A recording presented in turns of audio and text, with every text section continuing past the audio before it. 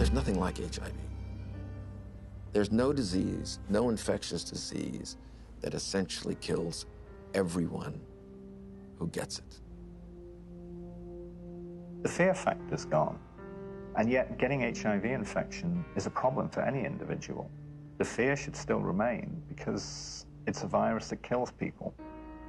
There is this sense of complacency that it's better, and it isn't better. And all these people, these 40+ million people living with the virus, they will die of AIDS. Over the past 3 decades, humanity has rallied together for the AIDS cause. People from all walks of life have united across all social and economic boundaries, joining hand in hand for one common purpose: to end AIDS.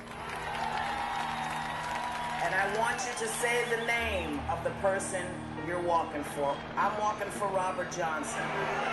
I'm walking for Rock Hudson. I'm walking for everybody that isn't here to walk for themselves.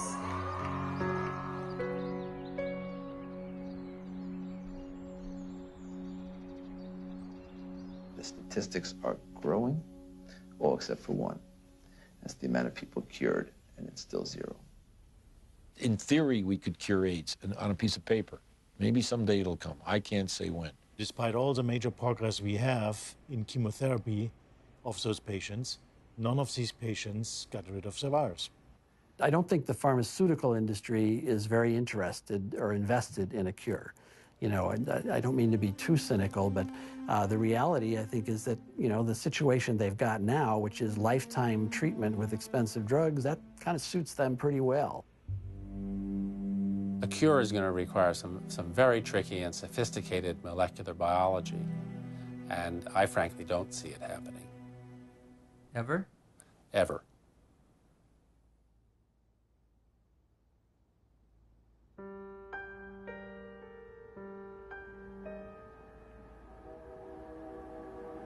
I was born in 1980, a year before AIDS exploded onto the public consciousness. I grew up beneath its shadow like a child raised under the threat of the mushroom cloud. You might say I am a member of the first HIV/AIDS generation. I've never known a world without it. This film is an account of my journey through the shifting sand surrounding HIV/AIDS. AIDS has been front-page news for nearly 30 years. Yet how much do any of us really know about HIV and AIDS?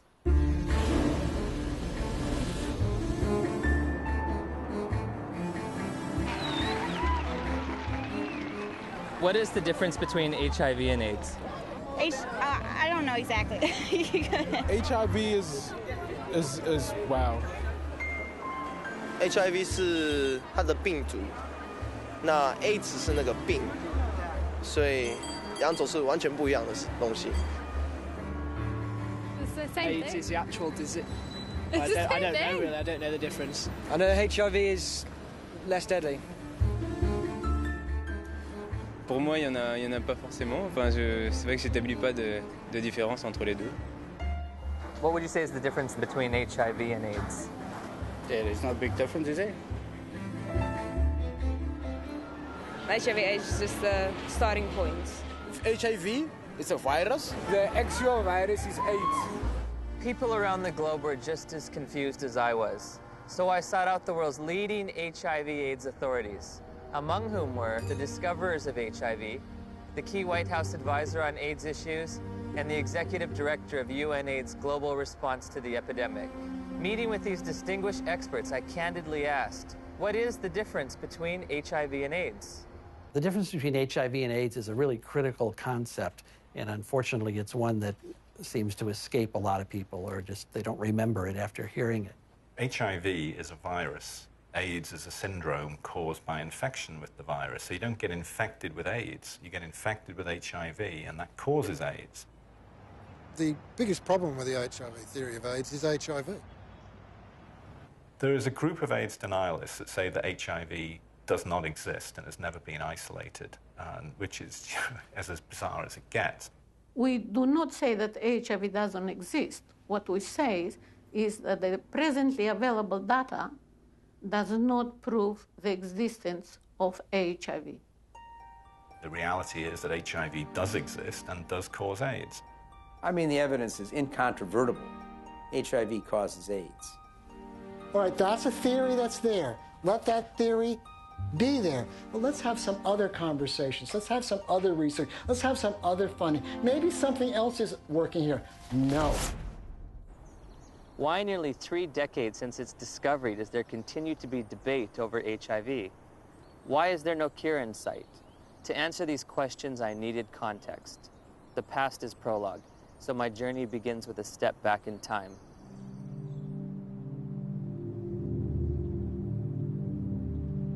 The National Center for Disease Control is reporting more cases of 2 rare and deadly diseases found in homosexual men.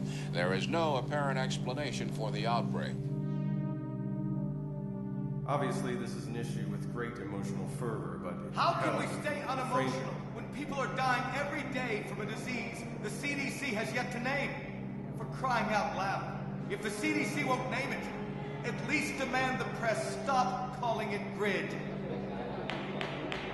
Well, unfortunately, I have to take credit for coining the term GRID, which stood for gay-related immune deficiency. We were seeing a cluster of gay men who were suddenly critically ill of pneumocystis pneumonia, which was the indicator disease of something new, and reported our findings to the CDC. I was the chief of the STD division at the CDC at that time, when the draft report of 5 cases of pneumocystis in gay men came across my desk for review. Shortly afterward, cases of a very rare cancer called Kaposi sarcoma were diagnosed in young gay men. My first reaction was, this is an extraordinarily important finding. The CDC was looking for something like that when it came along. They were looking for it already. They were hoping there was going to be a new plague because polio was over. The CDC's budget was getting decreased. This is back in like the early 80s. There was double-digit inflation, a very high unemployment, a rapid military buildup, and a threat to decrease all domestic programs. And this led to reductions in force in the public health service, particularly the CDC. The Center of Disease Control, CDC, in Atlanta was under threat for reduction and even theoretically for closure. There were memos around the CDC says, we need to find a new plague. For them to justify their expenses and their existence and make their careers, they have to find infectious diseases. We need to find something that'll scare the American people so they will only give us more money. Once people recognized that this was likely caused by a virus, the media attention went from no news coverage to the most covered news story in history. People went from neglecting it to fear and panic. Maybe I can get it. All of a sudden, AIDS was a very fundable project, and I suppose the psychology they worked on was the fact that they thought, well, in Congress, essentially this is white, straight, heterosexual men who are the congressmen, and if they feel they can't fuck around without being worried about AIDS, they're going to let the dollars out. And it worked. Suddenly there was a lot of money available for anybody who wanted to study HIV. And nobody ever looked back and said, why do we want to study HIV? Bob Gallo said on television, causes AIDS. The evidence shows that this disease is not merely confined to the gay community. I motion to call the disease Acquired Immune Deficiency Syndrome, AIDS. In 1982, Dr. Harry Haverkos was one of the Centers for Disease Control's epidemiologists tasked with defining AIDS. AIDS refers to a syndrome, and its definition changes periodically. AIDS is a chronic disease. It's based on its immunodeficiency. AIDS is not a disease, right? AIDS is a whole lot of different things. Depends on what country you're in. When your CD4 count falls below a certain arbitrary level, by definition, you have AIDS. You know, when someone's count goes down and then it goes back up again, it's, politically they may still have AIDS. Medically, I don't think they do. If you develop any of a number of opportunistic infections or diseases, that puts you in the category of AIDS.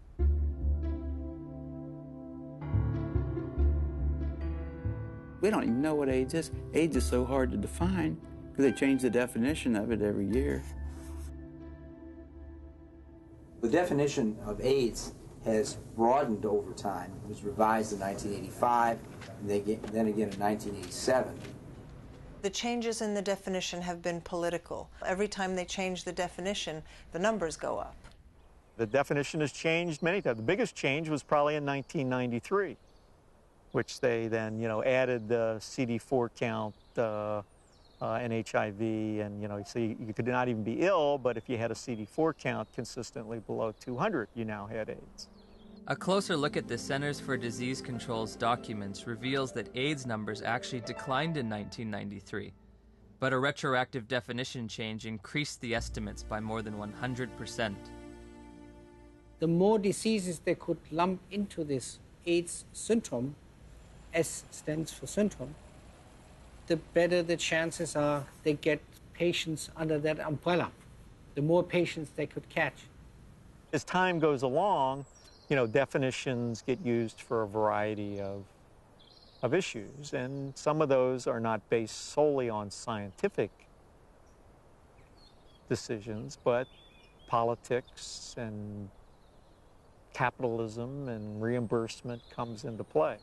For example, a person with hepatitis C, even say here in San Francisco, if you got hepatitis C and only hepatitis C, you're shit out of luck.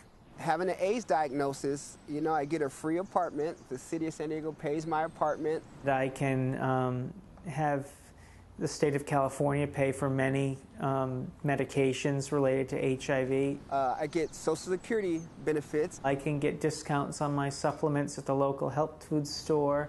I also get food stamps and in-home supportive cleaning services. So I was basically a healthy person walking around, and yeah, I had all these wonderful little perks, You get all these benefits, that we fought for and got. But the end result has been a sort of an imbalance. We succeeded, and I'm glad we did, but it is a little unfair. Politics, insurance, capitalism, benefits, you can be sick or healthy. I never would have thought that AIDS was so convoluted. Right. Well, as I said, that has changed. How you define that scientifically has changed quite often, which just makes it difficult to, for the lay people to understand. It makes it difficult for me to interpret the numbers. Africa is purported to have the highest incidence of AIDS cases on the planet. So I trekked to South Africa to witness firsthand the impact of AIDS on that troubled continent. Around 10 million of South Africa's 48 million people have been reported to have AIDS. It's only a 10-minute drive from Cape Town's pristine modern airport to the squalor of neighborhoods said to be ravaged by AIDS. All the facts on HIV and AIDS with Griselda on Metro FM Talk. It's World AIDS Day. There are functions, there are gatherings. The international theme is Stop AIDS, Stop HIV and AIDS. Keep the promise. So many years later, we keep saying the same things. HIV, HIV, HIV. And yet, each time I hear words like HIV and AIDS, I just want to pull my hair out. I'm just so fatigued about how we've packaged the messaging. All we talk about is AIDS. It's a sex virus. You have to use condoms or you die. It's a sick and sad message. People can't think outside AIDS anymore. And it's just a shocking, sad reality. The first AIDS meeting on the continent of Africa was in 1985 in Bangui. We were there with a few people who had experience on AIDS in Africa. And one of our problems was, how can you diagnose AIDS in Africa in the absence of very sophisticated laboratory support? Even though by 1985 there was a HIV test, most of Africa didn't have access to it. So one of the things that we did in that meeting was to sit down and hash out the so-called Bangui criteria for the diagnosis of AIDS in Africa. The idea was, what would be a simple way for a clinician to look at a patient and say that this patient likely has AIDS? We say somebody who has a combination of certain signs and symptoms like major weight loss. And if you have a combination of that, you can say this is probably somebody with AIDS. They wanted a clinical case definition where they could decide that someone had AIDS just by looking at weight loss and persistent fever and so on. It gave something to clinicians in Africa to diagnose AIDS. And that helped in the overall effort to count cases, because we needed to know what was the impact of the epidemic. They could discover AIDS all over Africa at that point. They could say that we are all at risk, but they could say it's spreading around the world. They could say it affects women as much as men, because almost anyone in an African hospital could be diagnosed with AIDS without having to do the HIV test at all.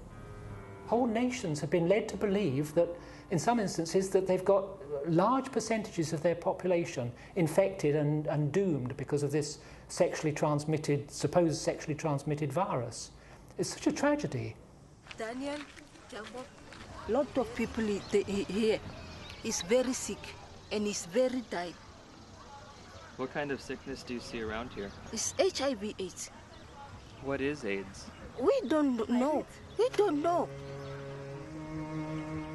So here you're living in a mud hut, and here some kind of white men with doctors who you respect, and they tell you that there is now among you an invisible disease, and it gets into your blood and can stay there unseen for years, and when it manifests itself, it's going to manifest itself in the forms of diseases you've always known. Maybe if you look skinny, if you lost weight, maybe they'll simply say, hey, you have AIDS, or you're coughing a lot, maybe. They'll say you have the disease. This cannot help but create extraordinary paranoia in people's minds. They say, well, what is going on with us? My neighbor next door he's got malaria. Does that mean that he's actually got this dreadful disease that the whites are talking about? Like I could be fat now, then the mentality is that if ever I become teen, then it could be one of the symptoms. I have to ask myself, why now? Why at this time? Dr. Christian Fiala argues that many doctors have misused the Bangui definition. In the era before AIDS, we had to admit we don't know the diagnosis and we could hypothesize. But nowadays, what doctors do is, well, if we don't know what it is, it must be AIDS. We did have patients with the conditions we now regard as AIDS defining, even before the advent of AIDS. People could have TB and not have HIV and fulfill the Bangui criteria. They'd lose weight, they'd have TB, and they could look like they have AIDS when they don't. Is this Bangui definition still being used today? I'm fairly certain that in many parts of Africa where there's still little or no testing available, that definition is still used, and I wouldn't be surprised that it's used in the poorer parts of Asia. This word AIDS, I don't know what it is anymore. I don't know what we're talking about anymore when we talk about AIDS. AIDS is one thing in Greenwich Village and a very different thing in Kampala, Uganda. I visited the World Health Organization's website searching for answers and discovered there are currently more than 12 different definitions of AIDS worldwide. So I turned to Dr. James Chin, former head of the WHO's Global HIV Statistics Unit, for an explanation. In some countries, they felt they were a little more sophisticated than in others.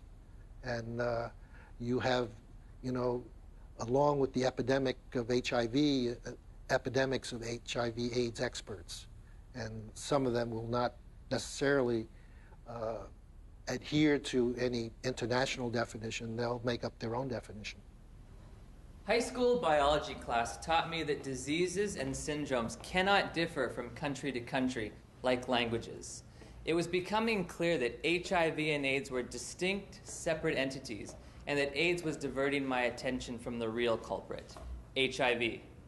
Where to next? The place millions have had their lives changed forever. She says, we have your test result, you need to come in and get it. And I was like, tell me now, Cheryl. she was like, Kim, we really need you to come in and tell me. I said, then I know it's positive, Charlotte. You would just tell me over the phone. And she's like, Kim, don't panic. You can still have a normal life. I can still remember his face. I can remember his eyes. And all he said was, I'm so sorry. I think you should put your affairs in order, and you might have 5 years. I said, Cheryl, I have to get off the phone right now. I have to go tell my dad. He started crying. This isn't the way it happens in the movies.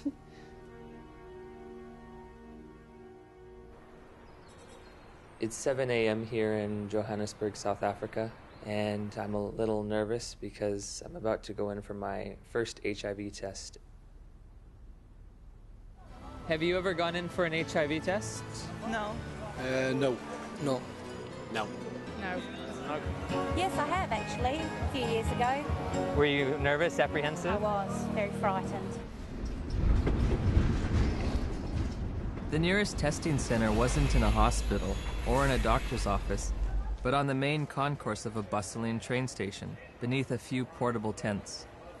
HIV testing facilities are everywhere, from street corner kiosks to shopping malls. I'll be tested with a rapid test, which looks for antibodies to HIV. So, have you ever tested for HIV before? No. You said no. Never. It's the first time. First time. Wow. Is this your questionnaire? Yes. Okay. These tests claim to be HIV tests. I'm going to read from a section that says limitations of the tests. The specificity of the Reveal Rapid HIV Antibody Test for blood specimens in low-risk populations has not been evaluated. They don't know, in their terms even, how well this test is going to work in people they don't want it to work in, low risk. We don't think you're at risk. Tell me about your sex life. My sex life. Us? Since you haven't exposed yourself, lied, sex, you're not homosexual, you're gay, you know your story. Yes. Let us go and find out.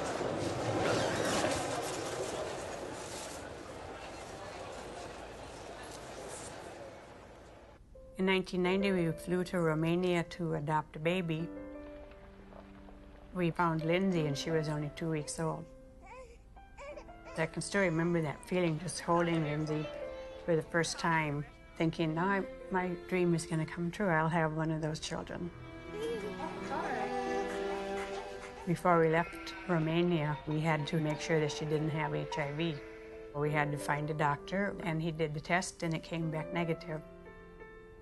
We flew home just after Christmas, 1990, and thought we had it made. So I'm going to do a test which comprises of 2 test kits. These 2 test kits are from 2 different countries.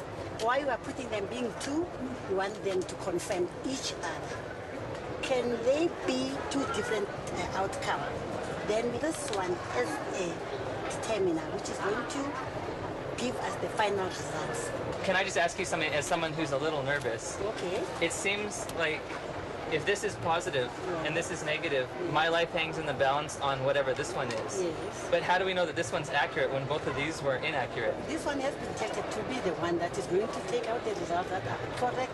Oh, so this one is more accurate than these 2? Yes, according to what we have learned. So why don't we just use the more accurate one to begin with? Well, you know what?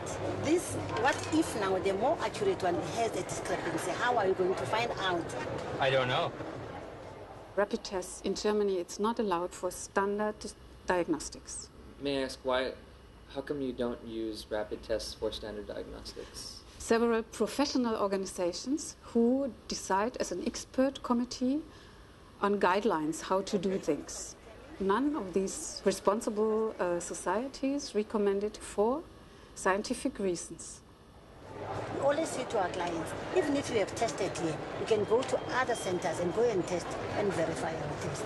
You cannot say we're 100% because you find clients going from area to area doing tests. And they come with stories that I was negative at a certain area, I'm positive with you. How do they decide whether they're positive or negative? We cannot tell because we are using a rapid test. It occurred to me that perhaps the HIV epidemic is reported to be so widespread in South Africa and other poor nations simply because they use these inaccurate tests. There's the saying that if you knew how what sausages are made of, most people would hesitate to sort of eat them because they wouldn't like what's in it. And if you knew how HIV/AIDS numbers are cooked or made up, you would use them with extreme caution. I decided to investigate HIV testing protocols used throughout the developed world. When we're testing people for HIV, the first thing we do is a screening test, and it's usually a test called the ELISA. But there are also now available rapid assays that can be used as screening methods. Because they're faster. And we all know faster and cheaper is more efficient. If an ELISA is positive, it does not mean that the patient is HIV positive. That's a problem. If we're using antibodies as a screening test to tell who's infected or not, very occasionally you can get false positives. So screening tests by themselves should not be used as a definitive measure of infection. That's why we use a screening test to pick up all the cases, but we use a confirmatory test to eliminate any false positives. Take it easy. I'll just get aside. It should be emphasized that most of the developing world uses only screening tests to confirm an HIV diagnosis. There are no confirmatory tests. Time now is 25 past. At 22, the results will be out, which is going to be 15 minutes. 9 days after returning home, Steve and Cheryl's pediatrician ran a battery of tests on Lindsay, including an HIV test, even though Lindsay had tested negative for the virus in Romania. Dr. McHugh called us and said, we run into some problems with the testing that you did at Methodist Hospital, and you'll need to come right in and see me. I said, well, what is it? She says, well, I'm not going to tell you over the phone. I said, I need to know exactly what this is. He said, we got bad news that she tests positive. And he said, she'll have a 20% chance of living to age 2. That was just a shock. Just a shock after all this joy and happiness. We finally found our daughter, and I'm dancing around Romania, and now I come home, and it's like somebody could just stab me. And then I had to call my mom, and that was the worst phone call I've ever had to make, because I even remember saying, that poor girl, she's just not gonna make it. So that we don't have to go to somebody and say, well, you might be infected, but it might be a false positive. We do a second test. That's a test usually called the Western blot. In 1992, when I was told by my doctor that I was HIV positive, that was only a verbal admission to me. She didn't give me the written paper that came from the lab that tested my blood. I found out that it says this indicates possible infection by virus. There can be mistakes from the antibody test, and there are conditions that can cause the test to be inaccurate. Now that I've got the package insert for that test kit, it says positive results using any specimen type should be followed with additional testing. But this is the test that they use to confirm with. This has a margin of error done properly that's extremely low. In other words, it's one of medicine's better tests. I don't think the Western blot is a useful diagnostic test. I don't think it's worth doing. Did he give a reason? You know, anybody can say anything. I think it's stupid to drive a car. But come on, you gotta give a reason. It's a useful prognostic test. Once you know that someone is infected, then you can follow their antibody responses well with Western blots. I'd say he's absolutely wrong. It has a complete usefulness. You don't need a Western blot. And it's become a dogma in HIV research that you need one ELISA followed by a Western. You don't. You need 2 different kinds of ELISAs made in 2 different formats. Would you ever want to confirm somebody is positive using just ELISAs? No, never. It's against the rules. It's against the recommendations. It's a turbulent sea of argument about how can we use this test? When can we use this test? Why does this test have no standard? We have a group now of about 40 patients that have no detectable virus in their body, but they're not being treated.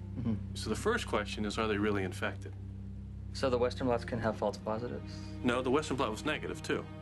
But they were told they were positive by a lab, yes, that misread the Western blot. Heavyweight champion Tommy Morrison tested positive in 1996. 11 years later, in 2007, he tested negative multiple times, allowing him to return to the ring. There's constant discussion in the community of people who do diagnostic testing and the blood bankers about how to read these tests. When you're looking at this Western blot, how do you determine what is a positive? You need a certain number of bands being present. It depends a little bit on the producer of the test. It depends on the manufacturer. Is there different criteria for what might be a positive? Yeah, there are different criteria from the manufacturer. Thank you for the word. And also there are guidelines from the WHO and UNAIDS. Well, HIV infection is diagnosed with rather now routine laboratory tests, which for which there are criteria for diagnosis established by the manufacturer, FDA. Claudia showed me the package insert that comes with the Western blot. It contains 8 different sets of criteria for diagnosing HIV infection. Because of the different criteria that apply in different countries, you can test HIV positive in one country and be given an AIDS diagnosis as a result of that, whereas in another country you won't test HIV positive and you won't be given an AIDS diagnosis. It's ludicrous that you can be positive in one country and not positive in another. Theoretically, I could be diagnosed with AIDS in the United States, but if I take 3 steps to my right, I wouldn't be diagnosed with AIDS, or I would lose my AIDS diagnosis when I crossed the border. In 1992, I was encouraged by a doctor to take what's called an HIV test as a matter of social responsibility, and I was shocked and devastated and horrified when the results came back positive. It was one of those moments that everyone fears their whole life. A week later, I take the same test to an AIDS specialist. He looks and says, "This isn't a positive test. I don't know what this test means." Since a false positive looks like a true positive, how can you ever distinguish whether it's truly a positive or a negative? Well, that's a great question. It's going to be very hard to determine a false positive. So I take the test again, and this time my results come back marked from the lab indeterminate. I'm faced with the decision, do I want to wait 6 weeks to test again or do it right away? I opted for right away. My results that time come back positive. Took it again, came back negative. I took it again, positive. What happens if you're positive on one criteria but negative on another manufacturer's criteria? How do you decide who's infected and who's not? You will use the most sensitive criterion. In late December of 2007, I read about new legislation passed in New Jersey calling for the mandatory testing of pregnant women or newborn infants should the mother's status be unknown. HIV mandatory testing, to me, is a no-brainer. I'm very much opposed to the concept of mandatory testing of any population because the tests are scientifically shown to be unreliable and inaccurate. You have no reason to fear this bill. And my hope is that eventually this will become a federal law so that every woman in this country would be tested. But HIV testing isn't an absolutely precise science. When I confronted my doctor about that, she said, we're way past Western blot now. We have the viral load test. But when you get the package insert for the viral load test, it says, if you test positive, you are considered confirmed infected with HIV. But at the bottom of the page, in fine print, it states a person should have additional testing. It does not allow you to tell a single person on this planet that they are HIV positive. And it's a scandal that this test continues to be used. So again, I'm asking, where's the test? Where's the test that can confirm a diagnosis of HIV infection? And I can't find one. I have the package insert from the manufacturer which they supplied me with. And under limitations of the test, it states that risk factors should be used in conjunction with the test. Has a person had sex? Have they used drugs? Have they had a blood transfusion? And then in conjunction with the test, not the test alone, but with the test, then you decide whether the person is positive or negative. Did the answers to these questions help aid in the diagnosis? Oh, of course they did. Really? They do. Now, if I tell you that the test you took was lousy and didn't mean a thing, does that make any difference for everybody to hear? It'd make a difference for me. Yeah, I know. How can we say that HIV is the cause of AIDS when we don't know, based on current tests, whether or not anybody diagnosed positive actually has HIV? President Thabo Mbeki will officially open the AIDS conference tonight. Delegates here are hoping he will finally separate himself from the AIDS denialists. We remain convinced of the need for us better to understand what would constitute a comprehensive response in a context such as ours, which is characterized by high levels of poverty and disease. As I listened and heard the whole story told about our own country, it seemed to me that we could not blame everything on a single virus. I thought this man must be an idiot. Everyone in Africa is dying of AIDS. I know this because I read the New York Times. It's beyond doubt. Rion Milan was hired by Rolling Stone to investigate and debunk President Mbeki's misguided ideas. Where to begin? The numbers. My very first action, I opened Johannesburg's Yellow Pages. I thought that I could illustrate this with a scene that began in a coffin factory in Johannesburg, where workers are working overtime trying to create caskets for these mountains of people who are dying of this condition. And I discover that in the midst of what UNAIDS says is a plague, is that half of the coffin factories in Johannesburg have gone bankrupt. In South Africa alone, it's about 1,000 people dying every day from AIDS. If you're an advocacy agency and you perceive low numbers to be bad, your bias may be to accept higher numbers even if they're not scientifically sound. I know Jim Chin quite well, and I was the chairman of the steering committee on epidemiology of the global program on AIDS in WHO when Jim Chin was in charge of epidemiologic estimates. And we could never get information how the WHO estimates were made then. So we were very critical in these days because we felt it was not based on enough evidence. It's possible that he didn't read the materials we sent him or he didn't understand them, but we did send information to anybody that wanted to know about the estimates because they were pretty transparent.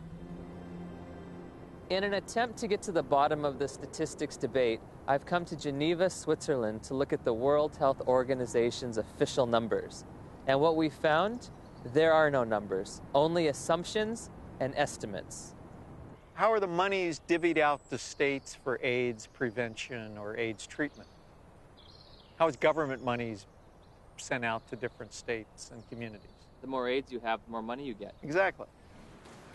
The AIDS partners have a vested interest in maximizing and squeezing the data to get the worst possible scenario that they can out of it, because the worse the situation is, the more compelling the fundraising claims are. When UNAIDS was created, about $250 million was spent on AIDS in poor countries. 10 years later, it's $10 billion. That's an unprecedented increase. Still not enough. When that was created, the first thing Peter Piot said was that UNAIDS is an advocacy agency, pure and simple. And this was my first objective when I came into this job, and that was put it on the political agenda. He divested himself of all of the program aspects and the scientific aspects of AIDS. This is not a scientific issue. This is a matter of politics. Except one unit. He kept sort of the numbers unit. we are really doing a major disservice to say it is not as bad as it looks like, because actually it is much worse. 1 month after my interview with Dr. Piot, the Indian government slashed their estimates by nearly 60%. Shortly thereafter, UNAIDS acknowledged they'd been overestimating global HIV statistics for more than a decade. They've painted themselves into a corner, and now their house of numbers is falling apart. America is leading the fight against disease, and I call on you to double our initial commitment to fighting HIV/AIDS by approving an additional $30 billion over the next 5 years.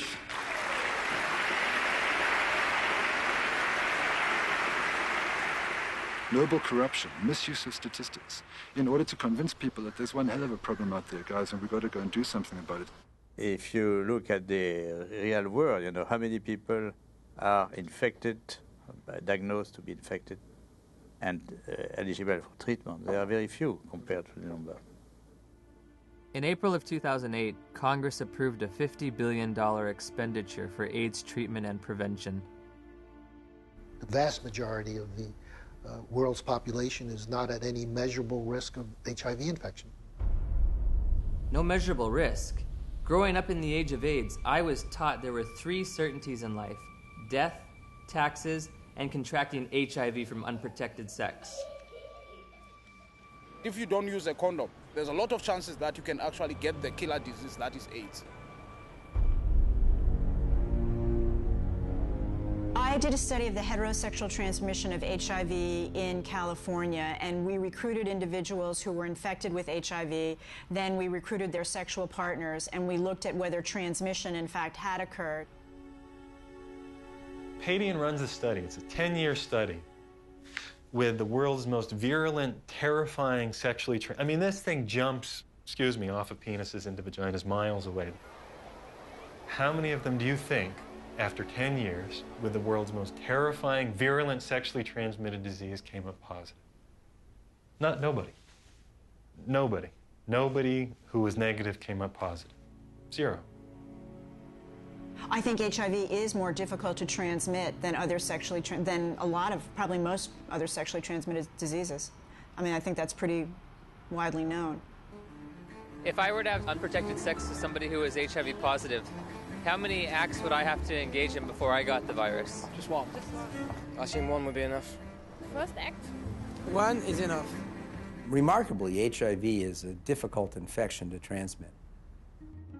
This contradicts everything I was ever taught about the sexual transmission of HIV. AIDS is the best example of what's really scary and alarming and dangerous about our culture right now, which is that it's a culture of PR. It's a public relations phenomenon. The truth doesn't matter. What matters is the image. If we were talking about reality, the reality is that AIDS is over.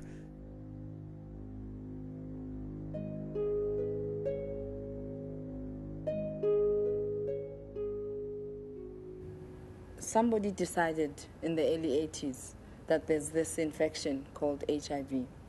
And upon deciding that, I don't think it was debated enough. In 1983, Dr. Luc Montagnier and his team of researchers identified what they thought might be the cause of AIDS.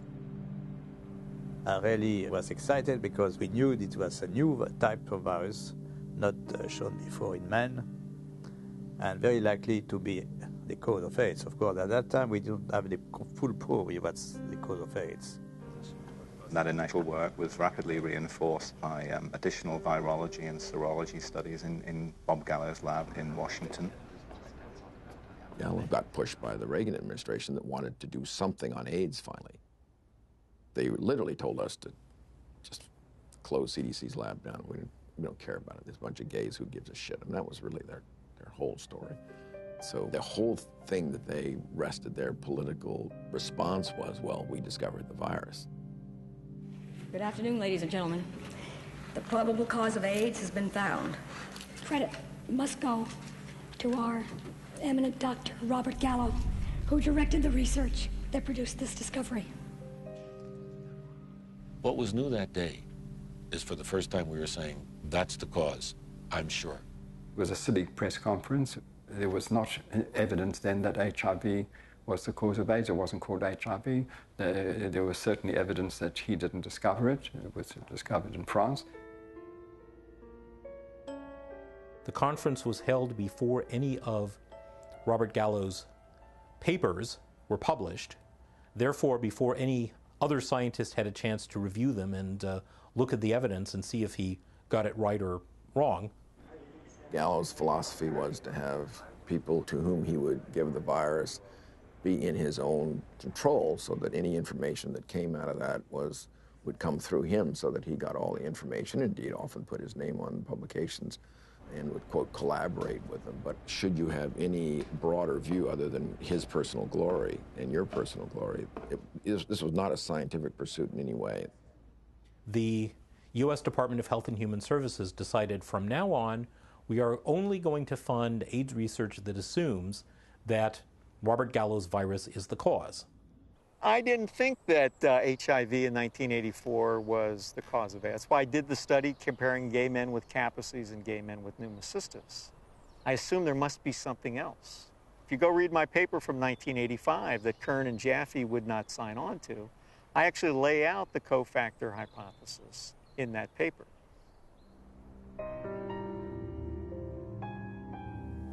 I'm a promoter of the role of cofactors in AIDS. Well, cofactors just says that the cause of a disease is by more than one factor. Just simply being infected with HIV is not going to do it. You need certain cofactors. Cofactors are not necessary. Dr. Fauci would say HIV causes AIDS without the need for anything else. That's kind of ridiculous. The data that indicate that any different type of infection like mycoplasma or something like that is a necessary cofactor, I believe those theories have been debunked. What the fuck does he mean? Sorry. What's it? Sorry, what does he mean that there are no cofactors? Where's he coming from? There's cofactors for everything. Cofactor implies something specific. And it really gets us off into tracks that are wandering. Gallo isn't gonna change his mind. But he's probably 70 years plus now. He's gonna remember things. Yeah, we all remember things that are good for us. And we forget the bad things. The cofactors are important to really understand how people get ill, why they get ill. What is asked of an AIDS journalist is to deny an existing reality, which is a strong, growing body of dissent on a scientific question. In August of '92, my dad had just read his latest National Review, and there was an article in there about Peter Duesberg, a maverick cell biologist. He said he didn't think HIV caused AIDS. To deny that this well-identified, well-characterized virus is linked with AIDS is, to my mind, just potty. He said, I can't replicate this in my office. I can't get this virus to do anything. We thought, oh my gosh, my dad is really daydreaming. He's trying to wish this all away because he knows how upset we are. Just wish it all away, and everybody will be gone happy. If Fauci would say, here's $1 billion for alternative theories of AIDS, you wouldn't believe what's going to happen. A lot of HIV researchers overnight would start cofactors. The first year they would call them cofactors of HIV. And the next year, the co would be topped and HIV would be topped a year later. Peter is highly intelligent. He did excellent work. I mean, no wonder he got a full professorship in Berkeley and was nominated to the American Academy of Sciences. But I told you very frankly that he's killing people with his theories, and I still stick to that. They attack him, they attack his ideas, and they present some bogus way of refuting what his science has said that doesn't really refute it. Peter Duesberg? Yes. Oh. They are all prostitutes, most of them, my colleagues, to some degree, myself. You have to be a prostitute to get money for your research. You're trained a little bit to be a prostitute. But some go all the way. In light of all this scientific uncertainty, I asked Dr. Fauci for evidence linking HIV to immune deficiency disease. When you put the combined findings of the initial characterization as a distinct retrovirus isolated by Montagnier and his group, together with Gallo linking the virus to being the cause of AIDS, and they put those things together, and that's how we have a confirmation of the causative agent of AIDS, namely HIV. Still unclear about the evidence for HIV's existence, I decided the best way to verify it would be to actually see it.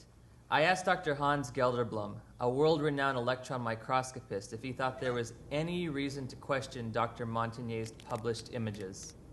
I've seen these publications, stamp-sized images. It's a nuisance. It's a nuisance. You do not really see much. When we saw that photo, we said, suggestive, but not convincing. Dr. Gallo, 1 year later, published photographs he claimed to be of HIV. Were his any better? These pictures were not so impressive. They were not much better than Montagnier's images. It's one thing to look like, and another thing is to be a virus.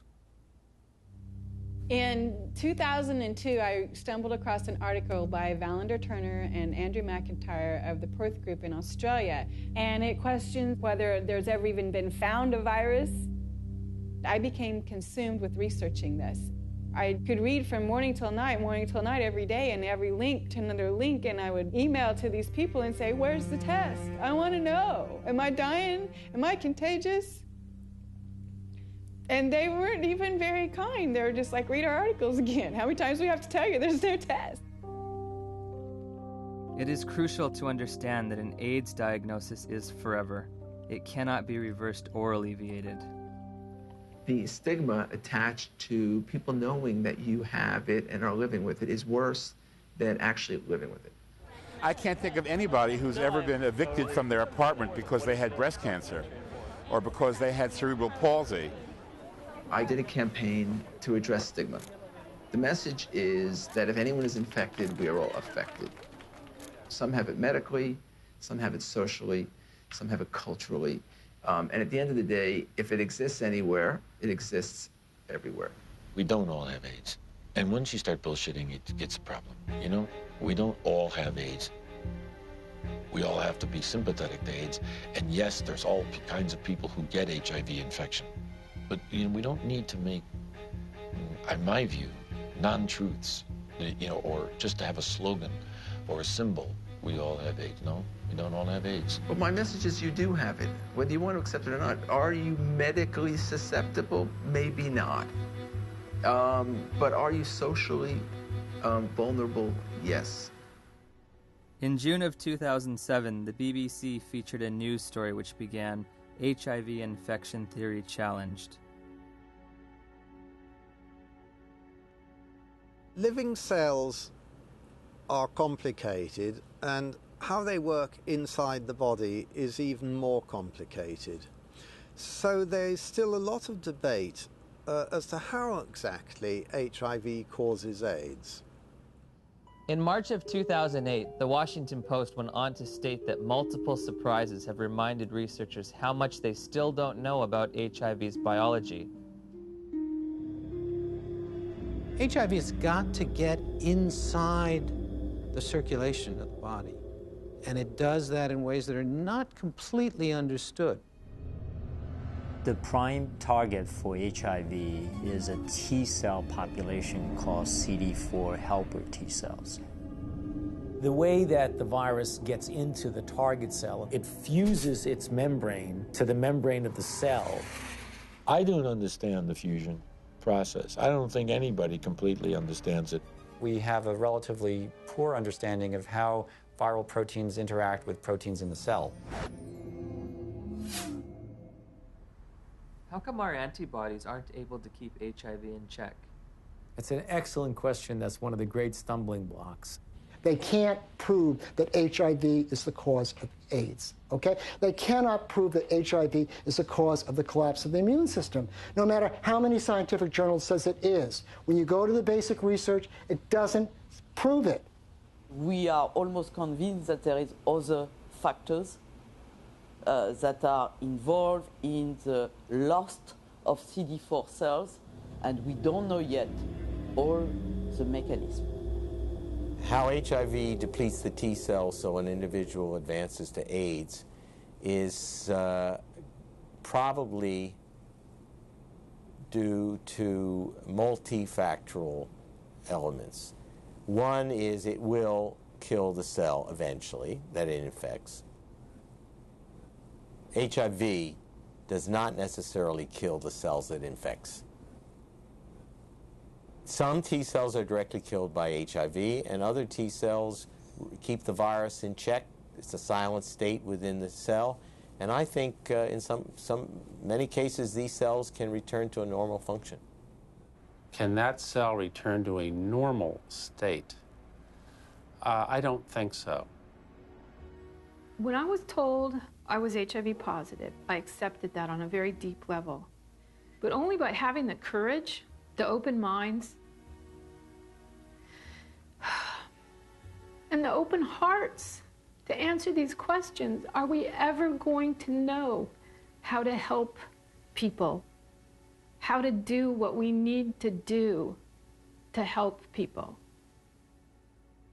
In late 2007, Science Daily reported that 3 prominent research teams had published papers in the Journal of Immunology challenging the theory that the sudden loss of T cells triggers disease and AIDS.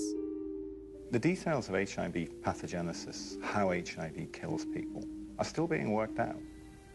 If the sudden loss of T cells in HIV-positive individuals can't explain why people get disease, then there must be cofactors that cause people to get sick and die, or factors that have absolutely nothing to do with HIV.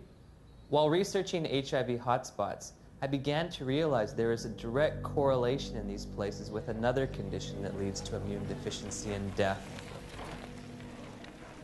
I think it is important to keep in mind, especially for us in the West, that poverty is not a romantic issue. It is a deadly issue. Poverty leads to diseases and premature death, period. When you look at the symptoms that they talk about, for people that are HIV positive, you find that some of them, they are more related to malnutrition. Their nutrition is not very equilibrated. They are in oxidative stress, even they are not infected with HIV. So their immune system doesn't work well already. People are hungry, they're underdeveloped, there are no hospitals, there's no proper medical care. You take away poverty, you're giving people an ability to fight infections. These are toilets. Yeah. We don't have flushing toilets. When flies get into the toilets, they actually come back to touch our food, you see. And look, we need to take that food. And we don't know which infections are there. How do you expect people must survive in these places? Look there.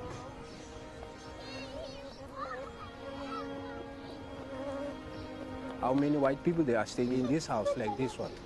In Cape Town it's different. You go to suburbs, you see the suburbs are different from our places.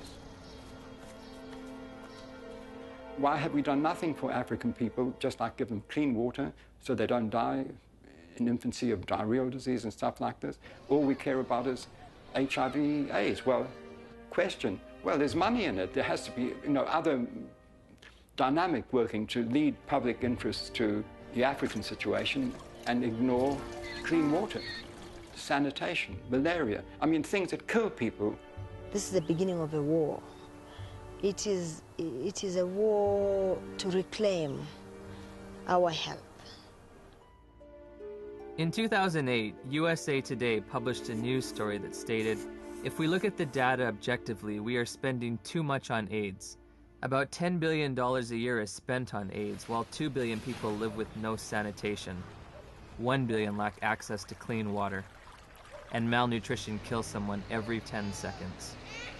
These factors enable diseases to thrive and severely weaken the immune system of those living in such squalor. If we were to take all that money and put it towards developing poor countries, God would be so proud of us, indeed, because we would have taken away the major challenge that's facing humankind, and that is people dying in silence. It's slow, painful deaths from being scared of something that was just packaged as AIDS. Could it be that the real epidemic is extreme poverty, not HIV? On the other hand, HIV allegedly occurs in the United States as well. So I looked for alternative causes of immunodeficiency in this wealthiest of nations. There are other ways you could produce a condition that looks like AIDS, but they too will be some source that causes a severe defect in the immune response. 19 million Americans now, 19 million are taking illicit drugs every day. But we don't talk about this. This is politically incorrect. There have been a number of theories as to what the origin of HIV/AIDS is. One of them was a theory that certainly turned out to be completely incorrect, that it's a lifestyle phenomenon. There's a large epidemic of STDs in general in the late 70s, and particularly in gay men. In San Francisco, New York, Los Angeles were meccas of the new lifestyle, which came from the liberation in the post-Stonewall era. The more partners you could have, the more you were striking a blow for gay lib. I remember talking to one of the people who was at the forefront of that lifestyle. It very much felt like if he did have another bout of syphilis or gonorrhea, whatever it might be, that it was like a notch, a victory notched up for his right to exist as a gay man. I went on a vacation to Los Angeles, and it wasn't that wild, but one night I went to a bathhouse. I came home with, get this, at the same time, syphilis, gonorrhea, and 2 forms of parasites. I have no views about that, in a judgmental kind of sense, but certainly from a public health point of view, that's kind of a prescription for disaster, because AIDS first occurred in these men who were not healthy for reasons that were obvious to everyone. You're talking thousands of partners, sometimes hundreds, per month, lots of antibiotic use, lots of drug use, and the result were people were getting pretty sick. There's a drug called amyl nitrate that was developed in the 1850s and 60s. Came in ampules, and they became known as poppers because you'd pop them when you open these ampules up to sniff them when you had coronary artery disease. The first AIDS cases, for example, that Mike Gottlieb reported were all 5 gay men. They were young. They all used poppers. Poppers, something you walk around huffing all night. I mean, it says flammable, fatal if swallowed on the side of the bottle. They're walking around huffing it all night long. Why? Gives you a great rush. Poppers was a sex drug. They were in every gay bathhouse, every bar, every porno bookstore across the nation. Poppers were visible on the dance floor in the discos. At the end of an evening, the bartender would announce last call for alcohol, last call for poppers. It was like a mad, wonderful kind of a dance that was being done. But if you think that can happen forever, you're wrong. Whether or not HIV exists, whether its role in a weakened immune system is almost irrelevant when you compare it to what was going on at that time. The lifestyle explanation proved politically unacceptable, but the virus explanation proved very, very acceptable to many different parties. Pneumocystis pneumonia and Kaposi's sarcoma were the hallmark diseases for AIDS in the early years. To go back and deconstruct it and say, what exactly did cause pneumocystis carinea? I remember the first patient that I ever saw, my resident brought me to see a young gay man with pneumocystis pneumonia. I knew a little bit about the use of poppers or amyl nitrite inhalants, and I started asking the patient if he used them, and it turned out that he was a very heavy user of amyl nitrites, and much to the surprise of my students, I said, I think the man probably has destroyed his pulmonary immune system by inhaling this toxin. What exactly caused Kaposi sarcoma? We know that now. It was amyl nitrite. We saw KS decline, interestingly parallel to the decline in popper use. We now know that Kaposi sarcoma is caused by a second virus, the human herpes virus strain 8. To rescue comes another virus. As always, when you're in trouble, you find another virus. If one wants to look at really what causes this, we've got to look beyond just HIV and just beyond HHV8. Calling it a disease, see? And to give it that name, AIDS. So everything's included under that, and you don't have to just say, I mean, if you just said, you know, these people are getting a lot of weird diseases, all kinds of diseases, it wouldn't have had the same impact. It was much better to say, there is an infectious organism on the loose in America, and it could get you.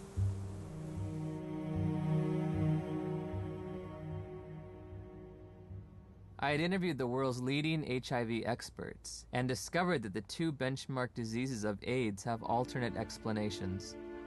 Once again, I turned to Dr. Gelderblum, seeking proof of HIV's existence in the most recent images available. Here, you do not see anything about the details, but I would say it's probably a virus. These are HIV here? Yeah. Oh, so are these HIV too? Yeah, yeah. Everything's Probably. Probably. Yeah. What can I tell you? You know, I mean, it exists. Gallo said he had all these viruses, and it was a lie. I think HIV totally has turned out not to be the cause of AIDS. HIV has turned out not to be. Gelderblum's images, said to come from isolated HIV cultures, provided no proof for HIV's existence. So I asked Nobel laureate Dr. David Baltimore and Dr. Robin Weiss how they would isolate and photograph this elusive virus. Well, didn't Dr. Gallo do that? I mean, he actually isolated it, so... Yeah. I mean, why should I do all of this? This is all textbook stuff you're asking me. I'm not quite sure what's behind your question about isolation. I don't want to be your textbook, you know? Okay. I got other things to do. They're embarrassed. The scientists have been embarrassed about this. They know that it's flawed. In 1987, the CDC made two mind-boggling changes in the definition of AIDS, which are in effect today. You can be diagnosed with AIDS without ever having an HIV test. In 1987, I had a lesion on my arm, and it was KS, Kaposi sarcoma. A doctor diagnosed you with AIDS without an HIV test? Yeah. You can be diagnosed with AIDS if you've tested negative for HIV. Alvin Friedman Keene found 16 patients with Kaposi sarcoma among gay men in New York City in the 80s. They did not have HIV infection. Yet they had AIDS by our definition, right? In a World Health Organization publication, Dr. Chin writes, "It should be emphasized that the surveillance definitions for AIDS were not intended to be reliable indicators of HIV infection." If you have thousands of documented cases of AIDS without HIV, how can HIV cause AIDS? Why do you believe that HIV does cause AIDS? Because that's all the information that I've been given. Because we've never been taught anything different. We have read it, heard it. Because that's what the scientific community has told us. Scientists are supposed to observe, experiment, and reason from what they observe. They're not supposed to grab hold of an idea and cling to it and adjust everything else in their perceptions to fit that idea. I think an HIV positive test means that your life is forever changed. You have a whole new battery of things to consider for yourself. What does it mean to me? It's very hard to find anyone who supports you when you say, I don't think I'm going to die of HIV or AIDS. The typical model of HIV equals AIDS equals death. How invested am I going to be in that model? Everyone who's infected with HIV would like to deny it. I mean, it's a bad prognosis. It means you're going to take drugs for the rest of your life, et cetera, et cetera. So there's people who want to say, I'm one of the people who tested positive, but I'm not going to get the disease. Do I start treatment? Treatment meaning the antiviral drugs, if ever. We started taking Lindsay to a doctor at the Children's Medical Clinic. She gave us a prescription for Retrovir syrup, which is AZT. It was so important for us to get something to help our baby that we sat on the floor in the pharmacy and gave her first dose. Shortly after Lindsay began AZT treatment, side effects began to emerge. Her eating habits changed quite a bit. She didn't eat well. She was hard to handle at the table. And then the leg cramps started. Once that started, it got progressively worse. She would just grab him and go, ow, you know, screaming in the middle of the night. Just like it was it wasn't an ache, it was like, must have been sharp pains. It just made you feel sick to your stomach. Any drug active on HIV will be toxic because it's not 100% specific on the HIV enzymes. When we switched over to the university, then the dosage of AZT went up, and that's where she started flattening out on her growth chart. The doctors would try to put a positive spin on how well she was progressing. It was mainly in the T cells that weren't always a positive situation. Yeah, the T cell count would go down, and then the doctors would say, well, maybe we better raise that AZT dosage, get that T cell count back up. We were going, I think it's kind of making her sick because she doesn't want to eat. She's having leg cramps. And they'd say, well, it's the HIV, and that's what it does. It's all part of the package. The treatment causes a very similar condition we would expect from an AIDS patient. That's why nobody noticed that there was something wrong with the treatment. I remember in 1992, after I first tested positive, I became involved in an organization called Women at Risk. There were 11 of us at the time on the board and involved in the group. All of us except 3 were on the medications. In the year and a half that I was involved with Women at Risk, every single woman in that organization on the drugs died. Every single one, except the 3 of us who weren't taking them.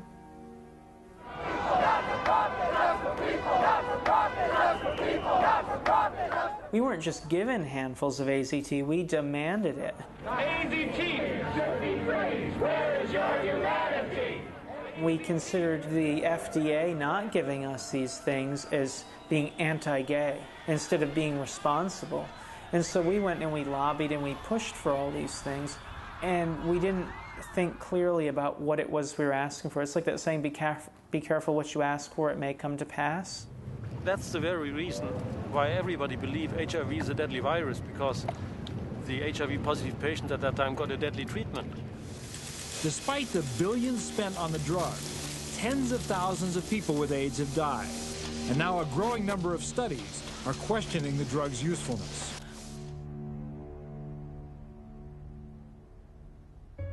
We just decided between ourselves in November to write to Peter Duisberg and say, sorry to bother you. Are you for real? And if Lindsay were your daughter, what would you do? On November 11th, we got a big package, and he said, you must take your daughter off AZT immediately or she will die from it like Kimberly Begalis. That is AIDS by prescription. You get immunodeficiency and you die from the tox. That is AIDS by prescription. When AZT became widely available in 1985 and 1986, I cautioned my patients not to jump on the bandwagon and start being treated. I didn't want to see my community poisoned by an ineffective therapy. I think in retrospect, the dose that we started with AZT was a dangerous and poorly tolerated dose. Nobody wants to realize what was the real effect of this overtreatment. That means that we killed a whole generation of AIDS patients.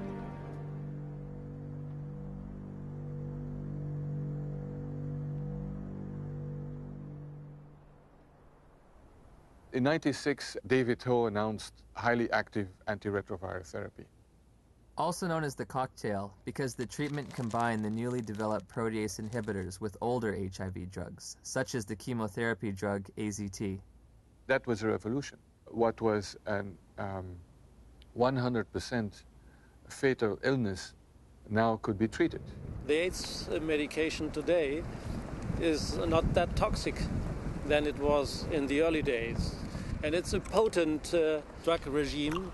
That means it kills almost everything. I play around with treatment interruption because I think the drugs are toxic. And if I do the drugs continuously without interruption, I think that they'll have a cumulative damage. In the years that we've been using the cocktail, we've found that there are lots of side effects. In South Africa, I spoke to a couple of pharmacists specializing in HIV treatment. How often do you see side effects in patients? Yeah. All the time? All the time. Almost all the time. We saw the lipodystrophy, the buffalo humps at the back of the neck, then the lipoatrophy, which is the loss of fat in the face and the arms, giving people a very gaunt look. The risk of heart attack seems to be increased in people on these drugs. With what we have now, the side effects eventually are going to outweigh the benefits.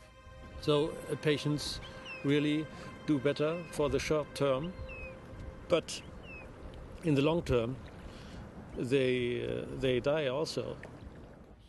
In 1994, Audrey Serrano tested HIV positive. While initially healthy, she was prescribed AIDS drugs which nearly killed her and left her scarred for life. In December 2007, after multiple negative tests, she was awarded $2.5 million in damages. Some people are very fortunate. They don't have these side effects, but many people do. So prolonged treatment is impossible. I know people that are like horses, have no impact with some drugs, no side effects, and somebody else falls apart. The new generation of antiretroviral drugs are less toxic. They can be more tolerated. But for how long? I agree. We cannot give a treatment for life. It's not like insulin, you know, it's something which is toxic. Has a patient ever died from the side effects? Yeah, sometimes it happens.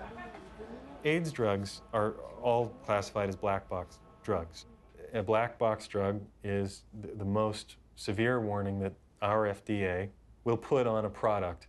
It means you could die taking this because other people have died taking this. My sister Joyce was my best friend. She's a great mom and just a very lively person. In 2003, Joyce found out she was pregnant with a second child. She was offered an HIV test as standard prenatal care by her obstetrician. She called me at work and she was like, I got something to tell you. And I was like, well, what is it? She said, I'm HIV positive. So I took a deep breath. I said, well, it's not the end of the world. And she said, well, Nell, I met this doctor today and he's a specialist. And he says, is there some medicines I can take that'll keep my baby from being HIV positive? Nevirapine. Warning. Severe life-threatening skin reactions, including fatal cases. One morning, she was covered in these welts and this rash. It was all over her face. It was all over her chest, all over her arms, her hands. When they're talking about a rash that can kill you, they're talking about a drug that targets the actively replicating cells in your dermis, in your mucosal layers, in your intestine, and stops them from working. And what happens? Goodbye skin. I would never take them. I don't have a problem with other people taking them, but I, as Griselda Kananda personally, looking at the side effects that they come with, looking at the toxins that they present in my body, not now, not ever. I have patients tested in 1985. They were all advised to take treatment, but they declined the treatment for different reasons. Because they didn't want to take toxic drugs because they were feeling well at that time. And how are they doing today? They're still living. Healthy? Yeah. Once we came to the conclusion that this was the drug that was causing this problem, irregardless of what the HIV was going to do, she was going to come off the drug no matter what. If taking her off the drugs meant that she could sleep through the night and be happy for 6 months, that would be worth it, rather than live in agony for 2 years or 12 months. You hear a lot of doctors, you hear a lot of educators and aides, you hear a lot of people talk about it is probably the drugs that are going to kill us before the disease does.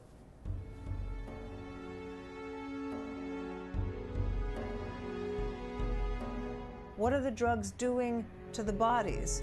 They're putting the bodies into coffins. Before my sister started taking the drugs, she was healthy. After she started the drugs, she developed an allergic reaction, which made her look like a patient with full-blown AIDS. She was admitted to the hospital. She continued to spiral down. And within 37 days from her first date of taking the medicine, she was gone. When news of Joyce's death reached the NIH, emails were exchanged between the director of the AIDS division and an ethics and safety officer. Ed, there was fulminant liver failure resulting in the death on this trial last week. Ouch. Not much we can do about dumb docs. They're cynical enough to introduce drugs that they know will have toxic effects and will carry a certain mortality, and they know that the life of the drug before this mortality becomes too obvious to ignore is, say, 2 or 3 years, and they work out what the sales are going to be in those 2 or 3 years, and then they know they're going to have to reduce the dose. Joyce has 2 sons. Jamal he's in his senior year of high school this year. Sterling will be 4 years old. And in my mind, they were robbed of their mother. If someone's going to be giving me a diagnosis of certain death in 5 to 7 years, I want scientific proof. This isn't a religion. My interest in questioning and breaking and exploring does HIV cause AIDS is an instinct to liberate people from a death sentence that isn't theirs to carry. After we took Lindsay off AZT, her weight did go up. Within a couple of days, the leg cramps went away. And her physical body seemed to be doing pretty well, but it was like she was disturbed. She was agitated very easily. Her lifespan changed all the time after she got to be 2 years old, and then she'd only live to be 5. When she got to be a little older, then they said, oh, she might live to be 7. Yep. But definitely wouldn't live into double digits, and that's just was our life then. Although Lindsay was on AZT for 22 months, she made a full recovery from the pernicious side effects. Lindsay will be 19 in October of 2009. Because it's been surrounded from day one with so much emotion, so much fear, so much psychology, so much drama, very few people are capable of looking at AIDS logically. We can be exposed to HIV many times without being chronically infected. Our immune system could get rid of the virus within a few weeks if you have a good immune system. If you have a good immune system, then your body can naturally get rid of HIV. Yes. If you take a poor African who's been infected and you build up their immune system, is it possible for them to also naturally get rid of it? I would think so. It's very easy to get people to think the right thing if you get the right on the tablet the first time. But once something's on the tablet and you got to erase it and put something else, it's very hard to get people to think differently. The victims of HIV and the dedicated professionals combating it deserve our sympathy, compassion, and respect. However, at Journey's End, I find myself perplexed, bewildered at times with an overall feeling of dismay and sadness. I found a research community in disarray over the most fundamental understanding of HIV, all the while presenting a monolithic public posture of authority and certainty. Bluntly stated, we have tests that prove nothing, remedies that kill, and statistics manipulated to the point of absurdity. 90% of global HIV corresponds to areas of great poverty and squalor. Ironically, while we may have been pursuing a phantom killer, a shape-shifting assassin, perhaps the real enemy has been hiding in plain view, clear as day, and as old as time.